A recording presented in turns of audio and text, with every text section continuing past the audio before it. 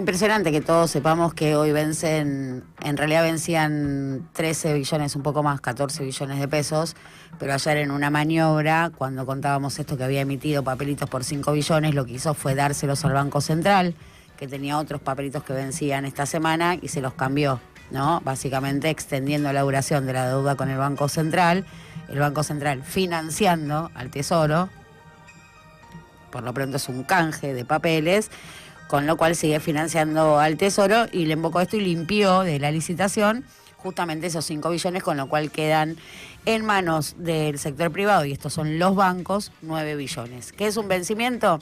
Los bancos tienen estos títulos públicos que hoy deberían cobrar capital, el capital que les prestó al Tesoro, y lo que propone el Tesoro es darle unos nuevos papelitos. Y ahí, por supuesto, hay que ver el tema y lo que se lleva la atención, que son cuáles son las tasas que va a convalidar, ¿no? Porque si vamos a repasar, en la última licitación dentro del cronograma tuvo que convalidar tasas del 70%. Si uno tiene en cuenta que la proyección de la inflación del gobierno nacional es del 25% anual, la tasa más que duplica las expectativas inflacionarias, y también lo propio respecto al movimiento del tipo de cambio, donde el gobierno dice que no lo va a dejar subir más allá del techo de la banda. Con lo cual, lo que están diciendo los bancos es que no le creen. Cuando tiene que convalidar estas tasas, es que no le creen ni que la inflación va a ser esa, ni que la devaluación va a ser esa. Luego hubo otra licitación fuera de cronograma, y es importante repasar eso para entender las dos medidas del día de ayer, dos medidas en la tarde del día de ayer, que en la licitación fuera del cronograma, a la par le subieron los encajes. Los encajes es una parte de los depósitos que los bancos tienen que dejar inmovilizados en el Banco Central para garantizar la liquidez del sistema. Si todos van a buscar juntos sus depósitos, hay que dar esa respuesta. Incluso hay que decir que si todos van al mismo tiempo a buscar sus depósitos, no está la liquidez en ningún banco del mundo. Es una garantía o un respaldo del sistema. Esos encajes no son remunerados, con lo cual son pesos inmovilizados que pierden plata.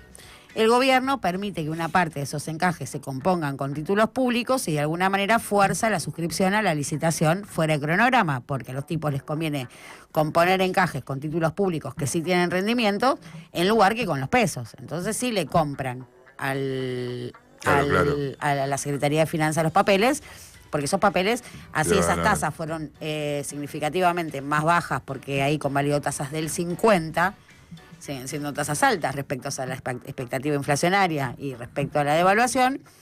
Les dice, bueno, comprame este título y te dejo componer encajes. Lo propio hizo ayer, que volvió a subir los encajes al 60% en este caso.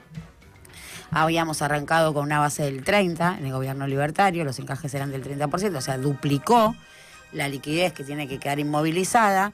No solo eso, sino que lleva una contabilización diaria, antes era mensual, entonces lo podían ir compensando.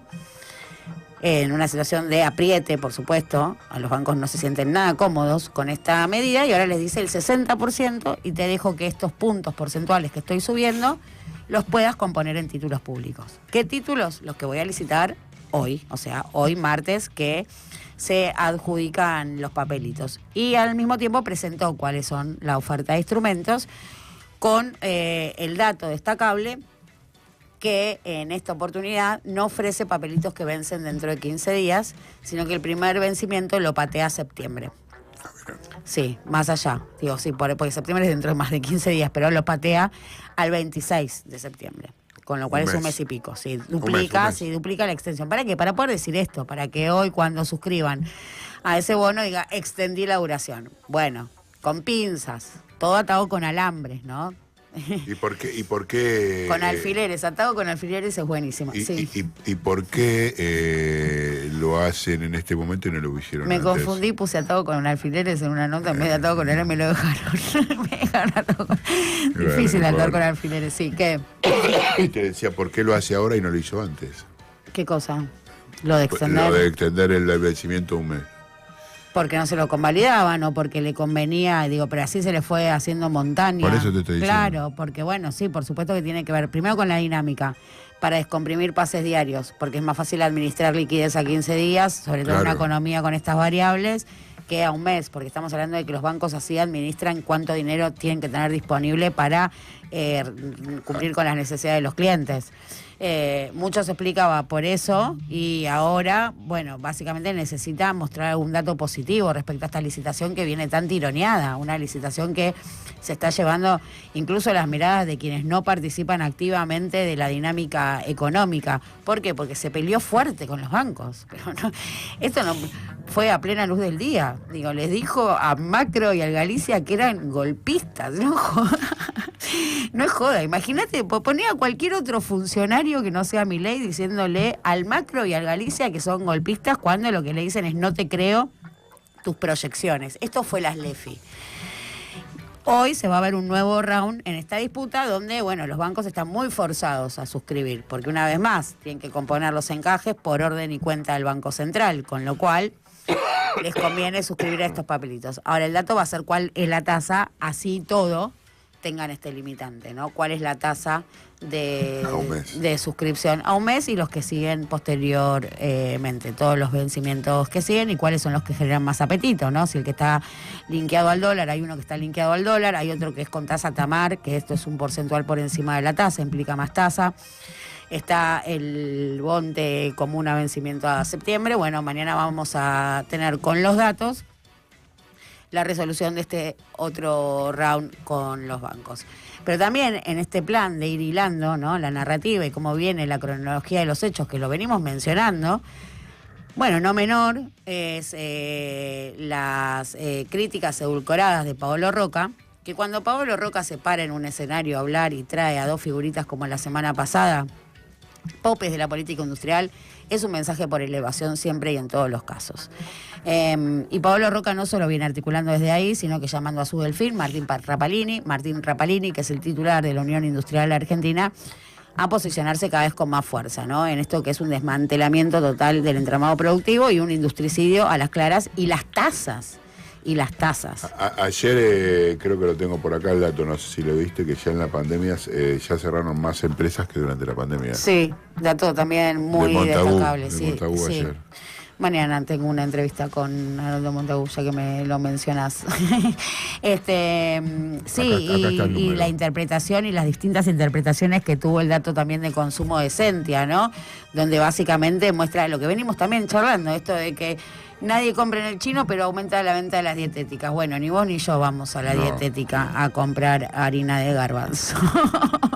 Preferimos pan con manteca y esto es lo que está cayendo. Ese dato también va en esta sintonía y la pregunta que a mí me cabe cuando vos me tirás esto del cierre de las empresas, más que qué están diciendo las empresas, es qué pasa con los sindicatos. Esa es la pregunta que abre el cierre de las fábricas. Porque estos tipos no están, me cuesta llamar burguesía, el poder económico local, ¿no?, los grupos económicos locales, tienen una capacidad de adaptación muy fuerte, ¿no? Entonces, cuando vienen políticas como la temporada de Pancho Cabrera, se ponían a importar, tienen una capacidad de compensar, tienen muchas unidades de negocios. Entonces, Techín pierde con los aranceles de Trump al acero. Entonces compensa con la producción petrolera. O hacen Carry, Pecom, que es una petrolera que ahora en su segunda versión y en su segundo desembarco en el sector de Pérez Compán, que se había ido del sector energético, pero ahora vuelve, lo que hace es no le paga a los proveedores, acumula esa deuda y la pone a jugar al carry trade. Tienen mucha capacidad de aprovechar las ventanas de rentabilidad que abren la economía argentina, porque las crisis generan grandes ganadores. Pero lo que vamos a ver es que cuando se empiezan a abrir frentes y vos no podés compensar, porque, por ejemplo, las alimenticias también tienen el grito en las nubes, porque y también, fíjate vos, que salió la titular de la Copal, la sucesora de Daniel Funes de Rioja, que es la que agrupa todas las cámaras alimenticias, también a decir, che, tenemos todos los balances a pérdidas, entonces te estás peleando con todos. Y no menor es la parada de manos de los petroleros en el día de ayer, que le mandaron, hicieron pública, porque la carta fue enviada el viernes, fue una nota enviada el viernes a la Secretaría de Energía y a Enarsa, la empresa estatal de energía, porque les deben el pago del gas en el marco del Plan Gas. Todo el gas que se produce en Vaca Muerta está contractualizado con el Estado lo tiene que pagar, lo use o no lo use. Esto es rarísimo, se llama take over pay. ¿Entendés? O sea, me comprometo a comprarte a vos una cierta cantidad, pero después la demanda baja, hace calor, no sé, pasan cosas. Y te digo, che, no lo necesito. El riesgo empresario es un fenómeno. Acá es así, mirá cómo somos los modelos de negocios en Argentina es. El riesgo es estatal. Sí. El beneficio es privado. Siempre. Y la plata la ponemos nosotros. Claro. Siempre y en todo donde mires.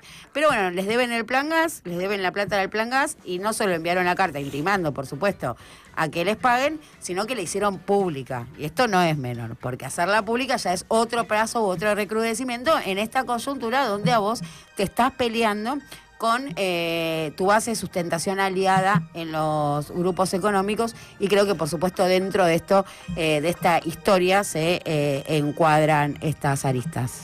No, me parece que estás planteando claramente lo que se viene. Y en el mismo sentido, porque ya que estamos en este sector clave, y que pongo en la agenda de discusión que no está ocupando el campo popular, y esta es otra discusión con Di Pierri, digo, ¿cuál es nuestra agenda? Acaba de sacar un comunicado la Comisión de Energía del PJ. Sí, lo vi.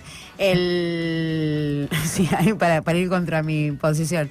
Digo, en el PJ se están empezando a abrir estas discusiones, que una vez más, que es la recuperación de nuestra agenda. Y nuestra agenda, digo, no es políticas de caridad, no es, digo, para hacer política de caridad, discapacidad, Garraham, jubilados, lo que hay que tener es dólares, y tener el control de la macroeconomía se tiene con los dólares. Entonces lo primero que tenemos que hacer es cómo tenemos dólares, y ahí tenemos que saber cómo romper la doctrina del Fondo Monetario Internacional, discutir el cepo, los derechos de exportación y todo el comercio exterior, con qué tablero geopolítico, con qué bloque geopolítico nos alineamos para tener mayor capacidad de dólares. Una vez que tenemos todos esos dólares, y ahí también para discutir los dólares fundamental que hacemos con Vaca Muerta, entonces FMI, comercio exterior, derecho de exportación, geopolítica, Vaca Muerta, para tener los dólares y después ver cómo nos ocupamos de todo el resto, tener el control de la economía, y esa es la agenda que justamente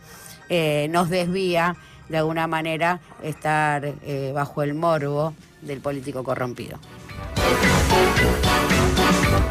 Triple clic, porque no todo está a un clic de distancia.